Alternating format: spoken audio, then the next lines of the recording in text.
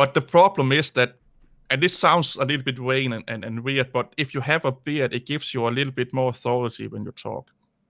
If you go and read psychological studies and stuff like that, people tend to listen more. And no matter how ugly it is, and if it's a neckbeard, I don't like the word neckbeard, by the way, but it's fun. I make joke about it a lot myself. It's just something I'm like, I think we over that. The same with the hashtag I use arts, by the way. I'm like, yeah, that was fun 5 years ago. Yeah. You know, like, clap yourself on the back for being an old memer. You know, that's good. Yeah, I occasionally get the comments like, oh, your neckbeard's like, yep. Thank you, along with the 100 other people who've sent me that comment. Yeah, I take this as a fucking pride that a guy like me, that not specifically good looking, I will not say I'm that ugly, but I'm not good looking, you know, can get people to actually listen to my videos and watch my videos. I had one comment. I was quite laughing. He was like, yeah, I had you on my big screen TV. But then my wife came in and she turned it off. And I'm like, yes. I have, like, if someone's going to insult me, I appreciate, like, the good insults. Like, when it's not like, haha, neckbeard, haha, exactly, whatever. Yeah. When it's like, actually, they put some level of thought into it, and it's actually a creative joke. I've actually pinned a couple of those, because I'm just like, that's actually a good one. I like that. Oh, now you're talking about pinned comments. A good experiment you can do with those. I've been told not to experiment with comments and viewers, but if you pin a positive comment, your comment section will inherently become more positive. If you pin a negative comment, they will become more negative. It's actually really, really interesting that people do notice the pinned comments. They don't read the description. I can't remember how many times I'm explaining something like, look down the description, there's whatever is the description. Can you please do this for me? And like, have you watched the video? Hey, where are your dot files? Like, have you looked at my description at my GitHub repo? Those people, man. They are almost worse than the Big Head 5000 IQ people. I did some tutorials on how to, the basic rudimentary intro to how to make your own Linux distribution in Ubuntu and Arch.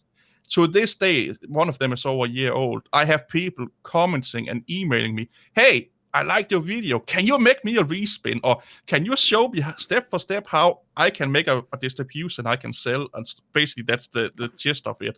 I'm like, of course, I have 40 hours to make just your distribution. Of course, I have that amount of time. It's like, that's what I'm here for, to do all of the work for you. I've had a couple of those as well, but someone actually wanted to make it worth my while, and they were like, hey, do you do consulting? I would like you to help me set up your dot files. Like, I didn't do it because I'm not going to charge someone to do something that I put out for free, but I considered it. Let's be honest. First of all, you should have done it. I should have, yeah. Like it, yeah. And second of all, that's the way of going about it. Let's be honest.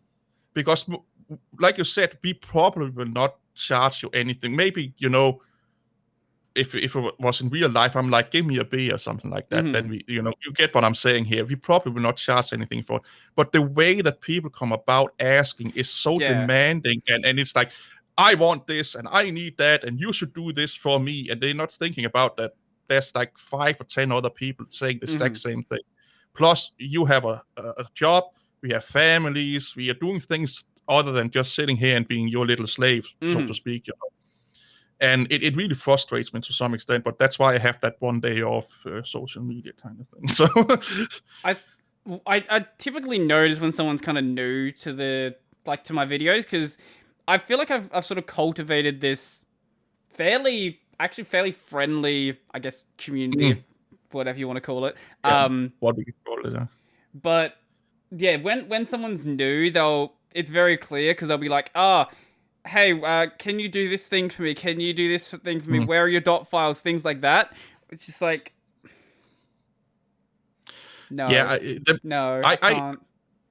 I have one video, but I want to make more small videos where I actually address those kind of things. So if they ask that, I just link them the video. Yeah, I've considered doing the same thing as well.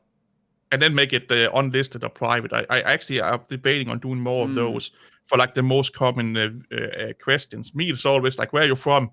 Hey, are you Danes? That's other Danish people. Hey, you from Denmark? Yeah, congratulations, Sherlock Holmes. Go on my about page. But I think it's just what it is. It's YouTube.